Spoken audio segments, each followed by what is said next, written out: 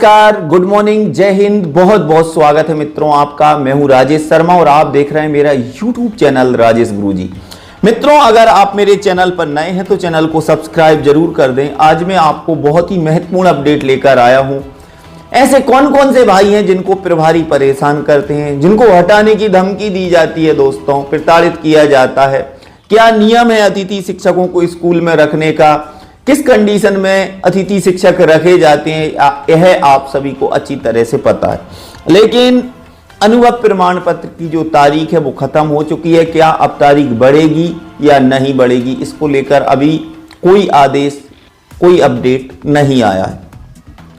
अब भाइयों, वो भाई जो 2023-24 का अनुभव बनवाना चाहते हैं वो भी कमेंट्स कर रहे हैं, सर अनुभव बनेंगे या नहीं बनेंगे, इसको लेकर आप बताइए। मैं आपको बताना चाहता हूं, अब अगर जो तारीख बढ़ती है तो हो सकता है कि आपका 2023-24 का भी अनुभव बने मित्रों।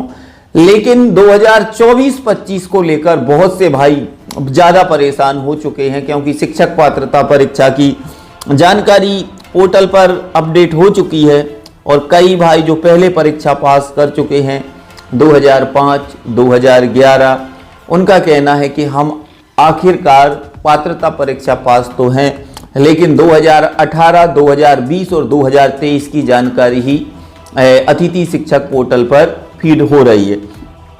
इससे पहले का कोई ऑप्शन नहीं है। अब उनका कहना है कि सर क्या हमें लाभ मिलेगा, अगर अतिथि शिक्षकों का नियमितीकरण होता है तो हम इसका अधिकार हमको मिलेगा या नहीं मिलेगा, इसको लेकर आप स्पष्ट कीजिए।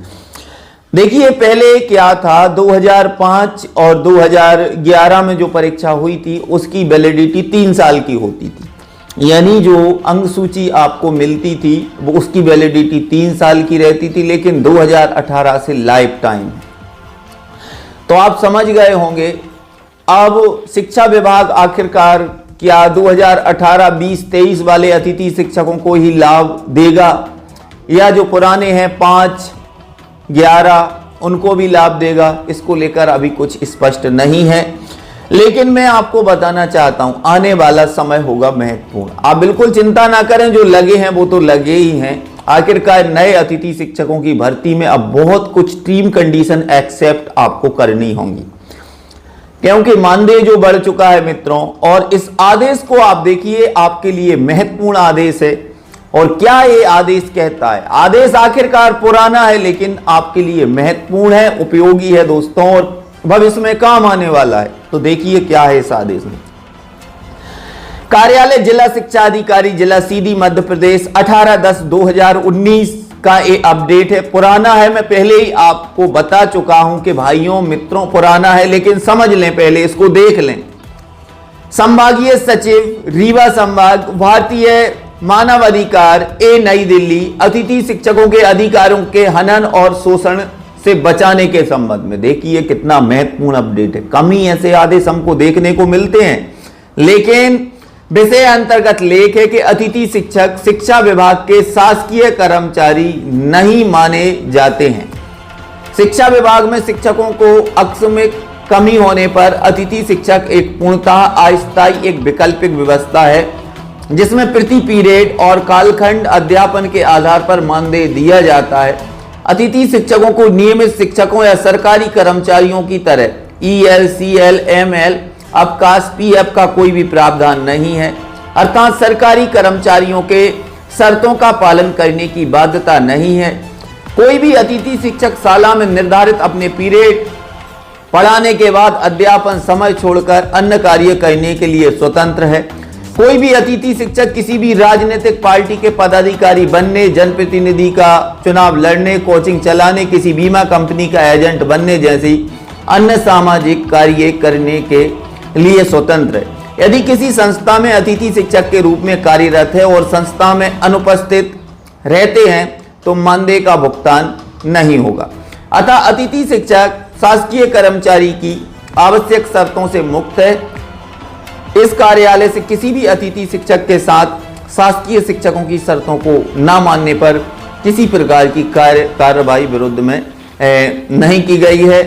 और जिला शिक्षा अधिकारी, जिला सीधी, मध्य प्रदेश। तो इससे आप समझ गए होंगे अभी लटेरी के विकासखंड शिक्षा अधिकारी ने एक आदेश निकाला 5-6 अतिथि शिक्षकों की सेवा समाप्त को लेकर। दोस्तों, उन्होंने कहा कि आपने एक साथ 2 काम किए हैं। अगर आपने स्कूल में पढ़ाया है तो मानदेय आपको मिलेगा मित्रों। बाकी अगर 24 घंटे होते हैं दिन और रात के मिला के, अगर 4-5 घंटे स्कूल में काम करने के बाद कोई भाई अगर दूसरा काम करता है तो वो कर सकता है, इसमें कोई प्रकार की विडंबना नहीं है।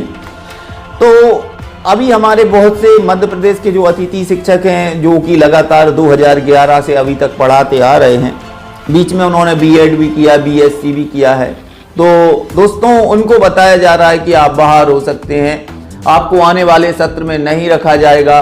तो ये इस आदेश के तहत तो दोस्तों ऐसा कुछ नहीं है, ना किसी को बाहर, अगर स्कूल में नहीं गए हैं आप तो सिर्फ मानदेय कटेगा और बाकी और कोई दिक्कत कहीं से कहीं तक नहीं है। लेकिन समय निकलता है दोस्तों और आगे आगे नए नए नियम आते हैं। तो अब मैं आपको बताना चाहता हूं, ये आदेश जो है वो 2019 का है और अभी चल रही है 2024। पहले मानदेय कम दिया जाता था, अस्थायी रूप से वैकल्पिक व्यवस्था के अंतर्गत अब जैसे जैसे समय बढ़ा तो अतिथि शिक्षकों की शर्तें भी बढ़ी। जैसे भाषा में पहले संस्कृत आता था, हिंदी आती थी, इंग्लिश आती थी, अब सिर्फ भाषा में इंग्लिश को ही पहले प्राथमिकता। इसके बाद में अगर बच्चों की संख्या ज़्यादा होती है तो फिर संस्कृत और हिंदी के लिए प्राथमिकता मिलती है मित्रों। लेकिन हमारा कहना यह है कि जो भाई लगे हुए हैं 10-12 वर्षों से काम किया है और अभी भी कार्यरत हैं, उनके साथ अन्याय ना हो। 2024-25 में उनको प्राथमिकता पहले मिले। और मित्रों, अगर शिक्षक पात्रता परीक्षा पास ही अगर अतिथि शिक्षकों की भर्ती करेगा डीपीआई 2024-25 में, तो तमाम जो पुराने अतिथि शिक्षक हैं उनका फट्टा साफ होने वाला है। ये मैं क्लियर आपको बता देता हूं। इसलिए अनुभव को प्राथमिकता मिलनी चाहिए और अनुभव के आधार पर अगर कोई नया पैनल अपडेट होता है किसी स्कूल में तो वहां पर वो तमाम योग्यताएं अर्जित हों जो शिक्षक पात्रता परीक्षा है, जैसे एक व्यवसायिक योग्यता जैसे बीएड डीएड, तो ये तमाम प्रकार की जानकारी वहां पर लीगल हो सकती है। तो भाइयों, बहुत ज्यादा कमेंट्स आने लगे थे, सर आप इतने 2-3 दिन से आपकी वीडियो नहीं आ रही, आप बिजी थे क्या थे? तो बताना चाहता हूं थोड़ा व्यस्त था भाइयों, लेकिन आपको पर्याप्त जानकारी देता रहूंगा और जो भी नए नए अपडेट आएंगे मैं आपको बताना चाहूंगा। भाइयों, कोई दिक्कत कोई परेशानी नहीं है। अभी लोक शिक्षण संचालय ने ऐसा कोई भी आदेश अभी जारी नहीं किया है और जो भी अतिथि शिक्षकों के लिए कुछ भी बड़ा अपडेट आएगा तो आप लोगों के लिए सबसे पहले इस चैनल पर मिलेगी जानकारी। तो अगर आपने इस चैनल को सब्सक्राइब नहीं किया जरूर कर लीजिएगा दोस्तों। बाकी आपके जो छोटे बड़े क्वेश्चन होते हैं, टेलीग्राम का ग्रुप है, वहां पर आप ज्वाइन कर लीजिएगा। इंस्टा की लिंक भी है, इंस्टाग्राम और फेसबुक की लिंक, तीनों लिंक मैंने डाल दी हैं डिस्क्रिप्शन में, तो आप वहां पर भी मैसेज करके मुझसे बात कर सकते हैं। तो आज की वीडियो में बस इतना ही। जय हिंद, जय भारत, वंदे मातरम। सभी भाइयों को जय श्री